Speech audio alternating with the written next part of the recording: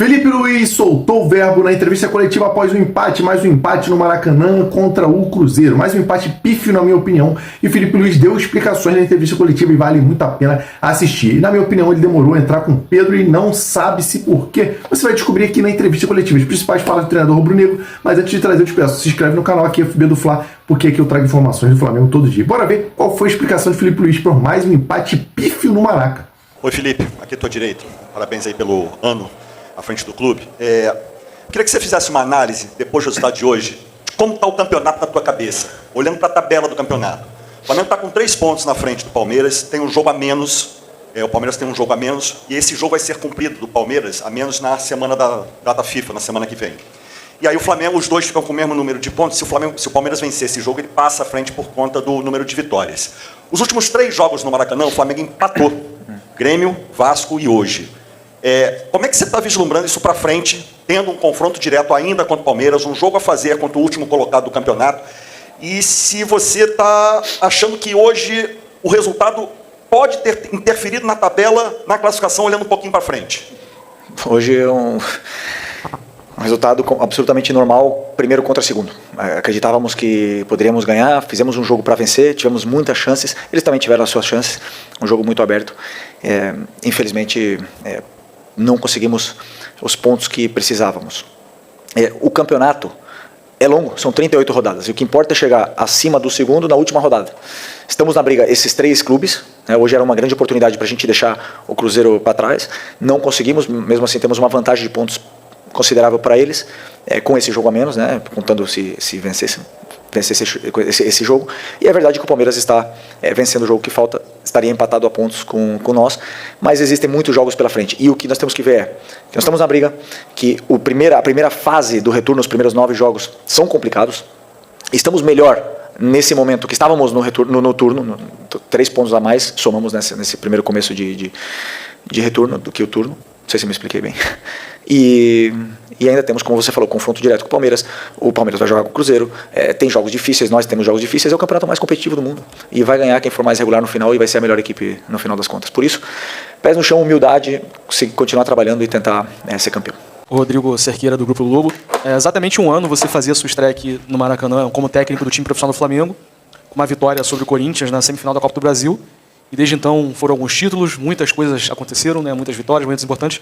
E hoje o time saiu com empate. Fica um gostinho de frustração para você por esse tropeço, esse um ano que você vem completando pelo Flamengo. O que também você pode fazer essa análise de tudo que passou até agora? Obrigado. Bom, verdade, um ano hoje, sensações incríveis naquele primeiro jogo. Desde então, cada vez mais e mais emoções, sensações diferentes, experiências, e venho melhorando, venho aprendendo muito, estudando muito para continuar evoluindo, porque não paramos de aprender nesse trabalho aqui. Todo dia é uma experiência nova e estou muito feliz. Já falei em outras ocasiões aonde eu estou. Estou muito feliz de estar liderando esse grupo de jogadores e acho que foi um prêmio viver um jogo desse nível hoje do banco de reservas ali. Foi um jogo altamente tático, muito estudado pelas duas partes. Foi um jogo muito intenso, mas uma intensidade europeia e difícil quando é primeiro contra segundo até então. É claro, sempre é altíssimo nível e a balança sempre pode pender para qualquer um dos lados. Aqui. Boa noite, Felipe. Antes de fazer a pergunta, eu queria entregar para você um presente do Coluna do Fla por essa marca de um ano à frente do Flamengo. É uma marca difícil, tanto que a última vez que aconteceu foi em 2020, E agora a pergunta aproveitando essa deixa de um ano à frente do Flamengo, trabalhar no Flamengo é complicado, ser técnico do Flamengo é complicado, a pressão ela é muito grande. E eu gostaria de saber quais foram os principais desafios que você vem encarando, que você está encarando à frente do Flamengo nesse um ano de clube. Primeiro, obrigado pelo presente. Eu vou usar, prometo que eu vou usar amanhã para ir para trabalhar. Desculpa. Aqui, ó, camiseta. Obrigado, tá. Muito obrigado. Os desafios são diários. Todo dia se apresentam novos desafios, novas decisões que tomar, situações que resolver de formas diferentes, situações tanto físicas, emocionais. Então é um trabalho onde eu ainda estou me conhecendo muito. O que eu vivi na Libertadores no outro dia, eu nunca tinha vivido como jogador, e olha que como jogador também é muito intenso, e acho que nada se compara a ser jogador de futebol, mas O que eu vivi no outro jogo da Libertadores foi o auge, acho, de um esporte na minha vida. Então, sou muito grato pelo que eu estou vivendo aqui, e o que eu falei, acho que os desafios eles se apresentam todos os dias e a gente tem que ir resolvendo e sempre tentando evoluir em cima dos erros e dos acertos. Boa noite, Felipe. Boa noite. Tudo bem aqui? Cidão Marinho da Litoral News. Você hoje fez a opção de tirar o Pedro do 11 inicial para ter o Samu junto ao Plata, Arrasca e Carrascal juntos. Queria entender o porquê dessa decisão que você pensou para o jogo e também o porquê do Pedro entrar mais nessa reta final, dos 10 minutos finais do jogo. O Alaciano também não tem ganhado muitas oportunidades. Era um jogo que você não queria ter uma referência de um centroavante de fato na parte ofensiva. Eu queria que você explicasse um pouco o que buscou também dentro dessas alterações. Obrigado. Bom, primeiro, tudo vai em função do nosso plano de jogo, das características que eu acredito que a equipe precisa para vencer o jogo. Independente dos nomes, já falei para vocês, os nomes e a idade, isso não me importa, vai sempre me importar o que eu acredito, eu como treinador, que a equipe precisa e qual é o caminho para vencer a partida. Nem sempre vou acertar, nem sempre, e às vezes acerto, às vezes erro, é normal do meu trabalho, mas são as minhas convicções. O Cruzeiro é o time que joga com a linha mais alta do campeonato. E isso foi assim no jogo de ida. E muitas vezes, se você não estica essa linha, se você não incomoda essa linha, você fica no seu campo jogando o jogo todo. Então a opção foi puramente estratégica pelo plano de jogo, todas elas. E o Wallace, verdade, talvez seria um jogo hoje para o Wallace.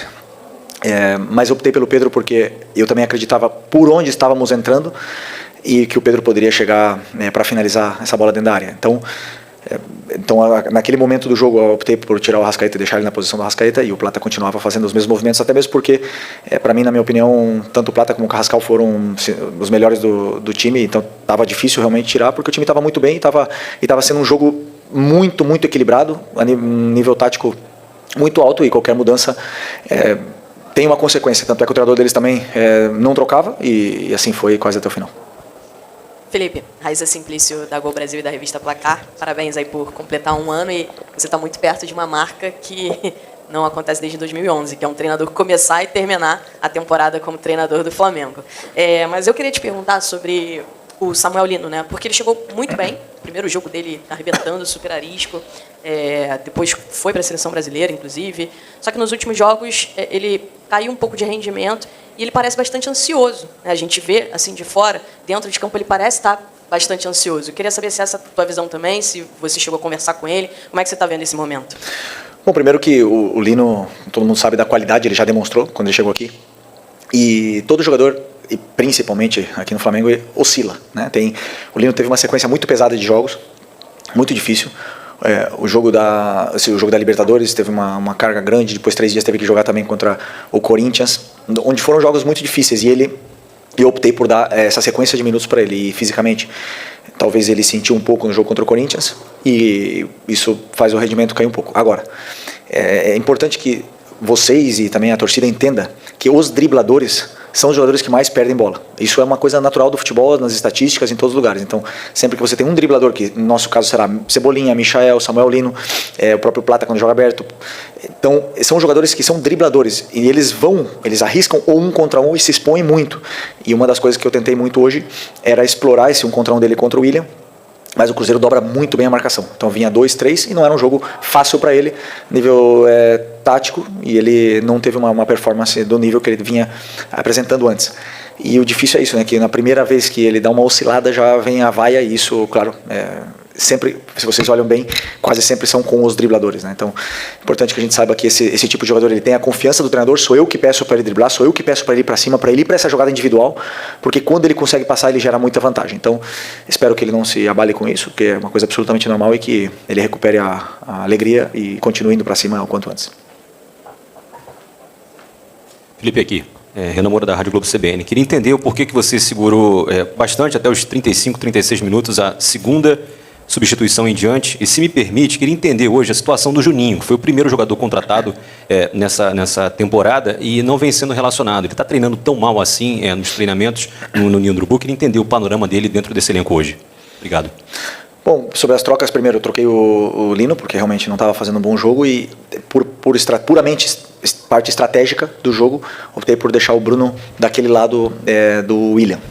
E até mesmo o Bruno conseguiu a expulsão, mas eu acreditava que poderíamos ter era uma característica que precisávamos naquele lado que o Lino estava jogando. O resto do time estava num nível muito alto. Eu não via, sinceramente, ninguém com a necessidade de trocar, porque todo mundo está fazendo um jogo do nível altíssimo. Plata, Rasca, Carrascal, os 2 volantes e os laterais estavam dando a estabilidade para o time que melhor contra-ataca do campeonato. Tínhamos que parar esses contra-ataques e a partir do momento que eu senti que o cansaço chegou no Arrascaeta e também no Carrascal, que estava sendo um espetáculo, eu optei sim por trocar, né? Então as trocas muitas vezes elas vêm, às vezes eu troco já logo porque eu vejo que os jogadores não estão bem, mas hoje eu via que todos eles estavam num nível altíssimo e por isso que segurei o que até quando eu senti que caiu o nível. Não por trocar, muitas vezes vai melhorar, às vezes as trocas não dão certo, então eu vou muito do que eu estou vendo no campo. E depois do Juninho, é uma opção técnica, eu tenho agora o Plata que joga de atacante, o Bruno que joga de atacante, o Pedro que joga de atacante, o Wallace que também joga de atacante. E nesse momento, para mim, quando eu monto o banco, monto o time que vai jogar, monto o banco, eu tenho que montar as opções e para mim nesse momento optei por essas opções. E o Juninho não foi meu escolhido, mas está treinando bem, está se esforçando muito e com certeza faz parte do elenco e a partir do momento que precisar ele está disponível para jogar.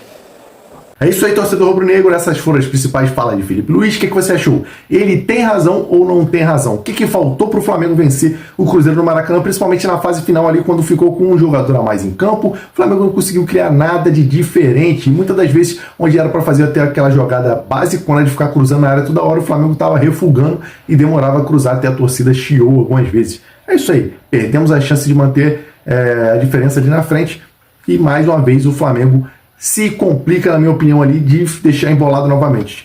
Mas é assim, futebol é isso, o Flamengo vai pegar o Bahia fora de casa agora e vamos ver o que vai dar. Mas deixando sua opinião nos comentários, se inscreve no canal para você não perder nada do Mengão.